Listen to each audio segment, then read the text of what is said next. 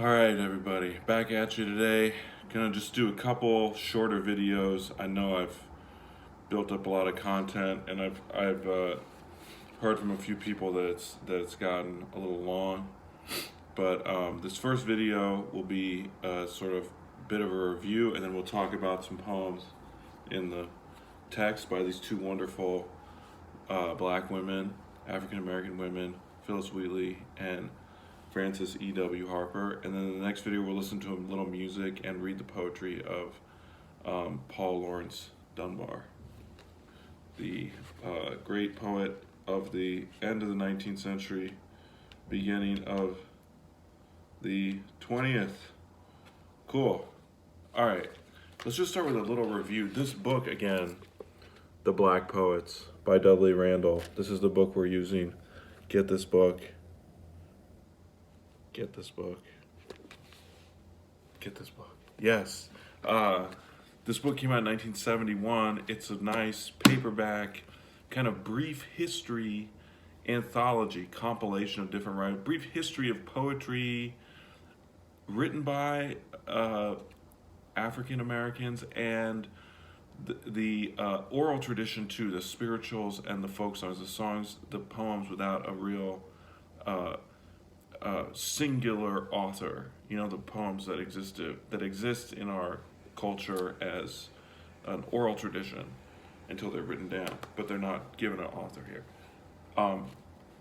This book, in a way, repeats in miniature, and this is what I want to talk about. These are what I've been talking about all semester with what seemed just like kind of white, dead European author aesthetics. This book repeats really the periods of culture we've talked about, the classical, neoclassical, Enlightenment era aesthetic. You know what I was talking about with Jane Austen and with Voltaire and so on. It repeats the romantic aesthetic. These guys, it repeats the romantic aesthetic in the really putting folk music and spirituals in the text alongside significant authors is a romantic sort of aesthetic choice. The Romantics loved folk music. They loved folk songs. They loved folk poetry. They thought that was like the people's verse, you know, that had a holiness to it, a sanctity, a sacredness, a sublimity, a beauty, because it had a dignity really, because it came from ordinary people. Very romantic notion. And then it also has, these poems have a kind of modernist period and then a postmodern period, which we haven't gotten to yet, but is a postmodern period. The book itself is a product of the time period we call postmodernism, after modernism,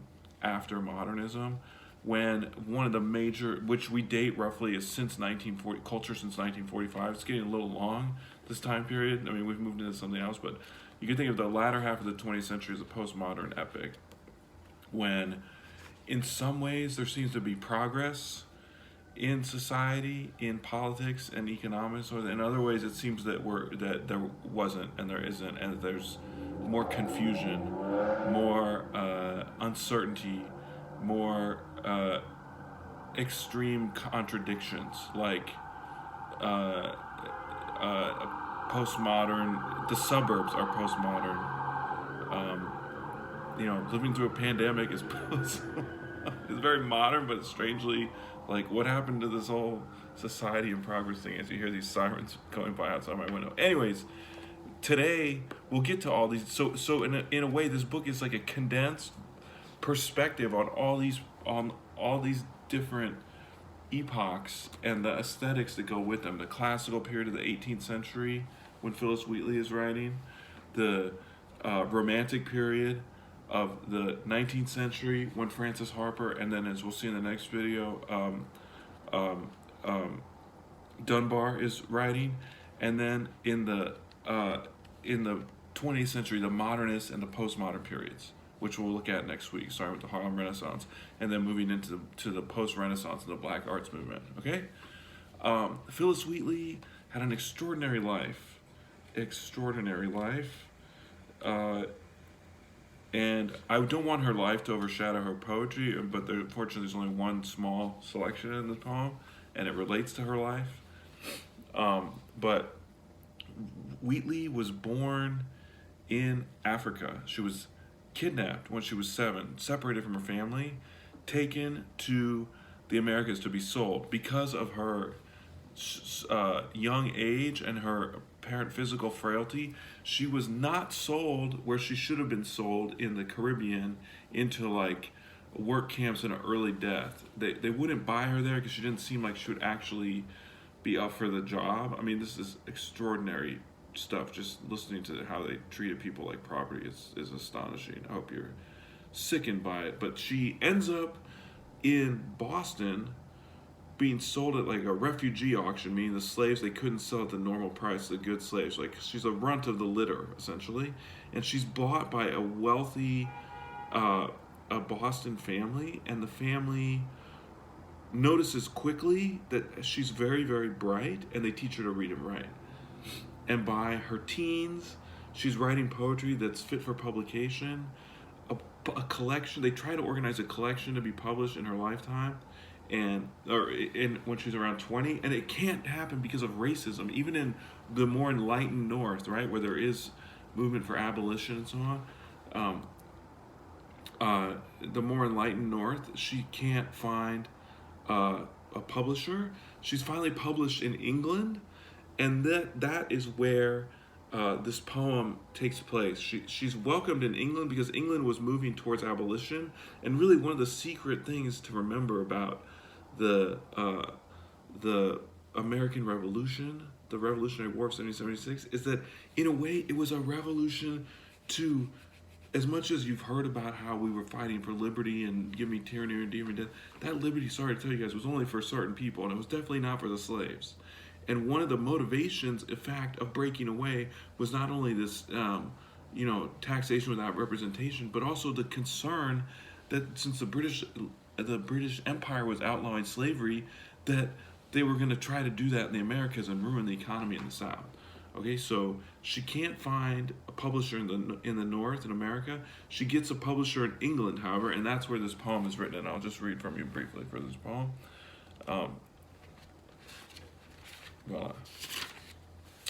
Phillis Wheatley. I'm on page 38.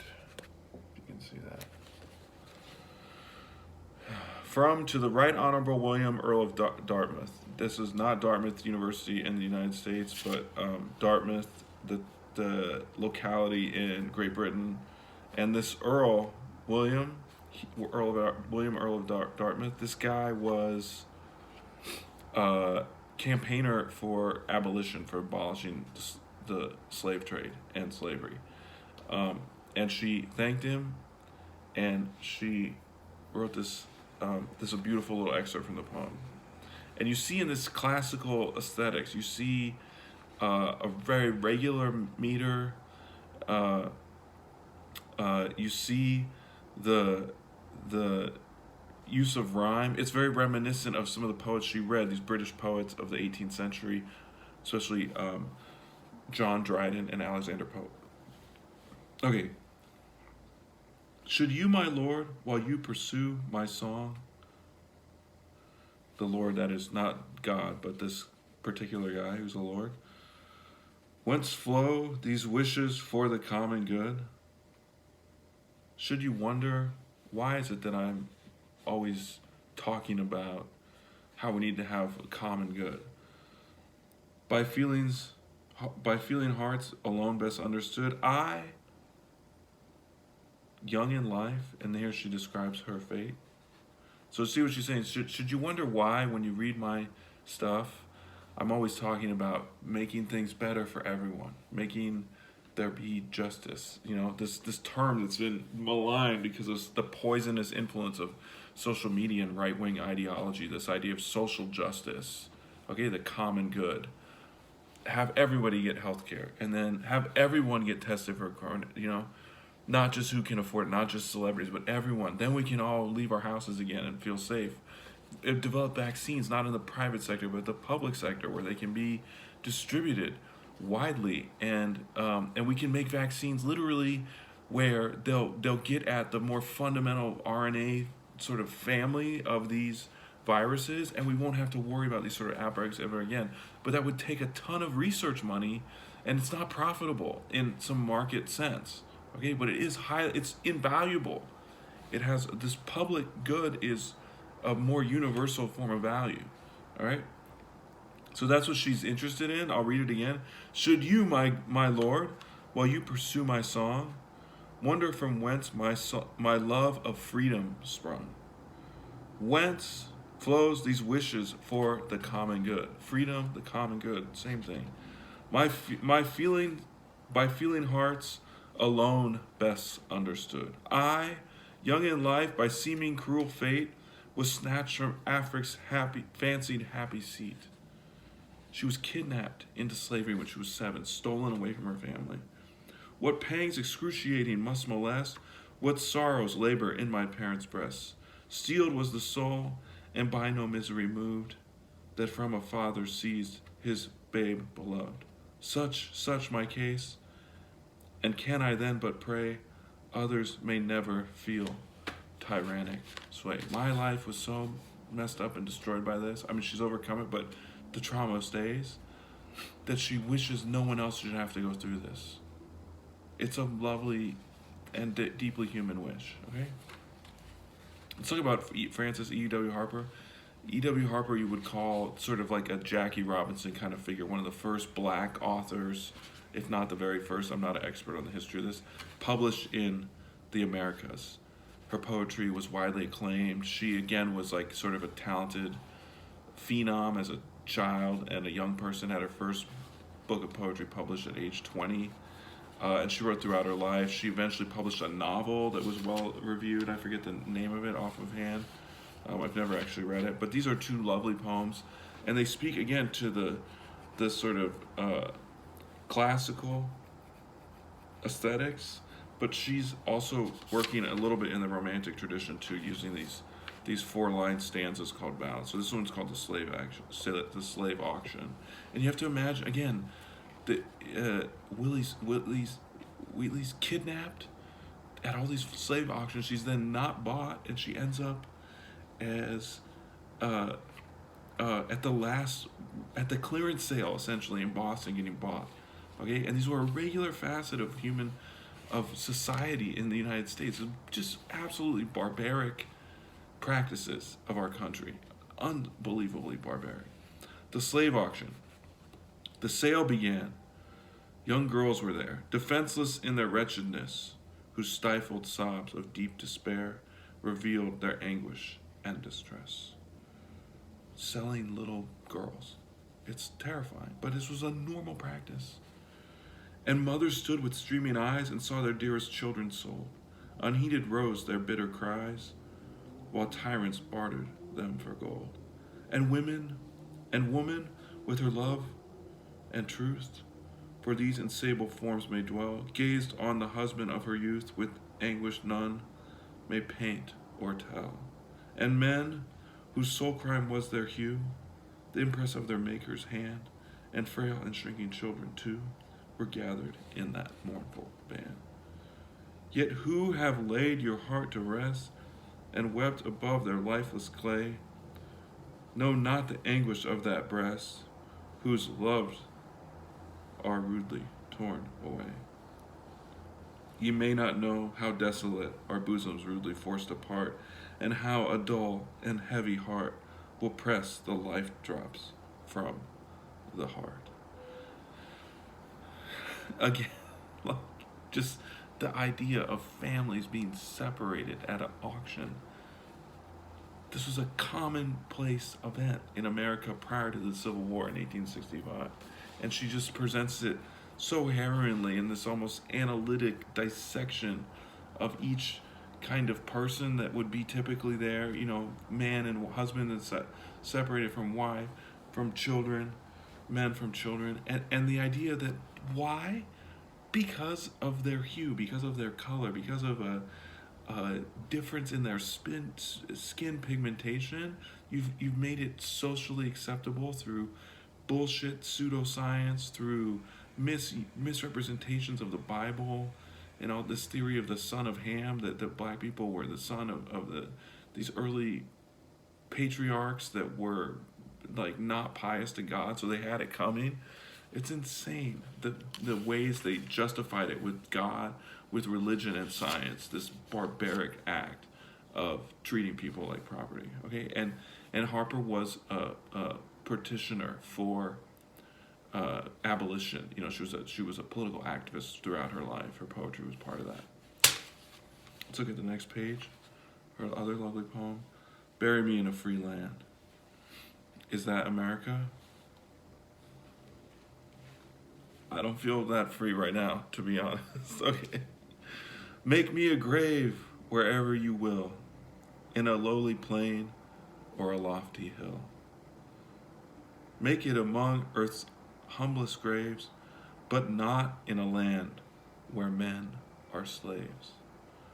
I could not rest if around my grave I heard the steps of a trembling slave. His shadow above my silent tomb would make it a place of fearful gloom.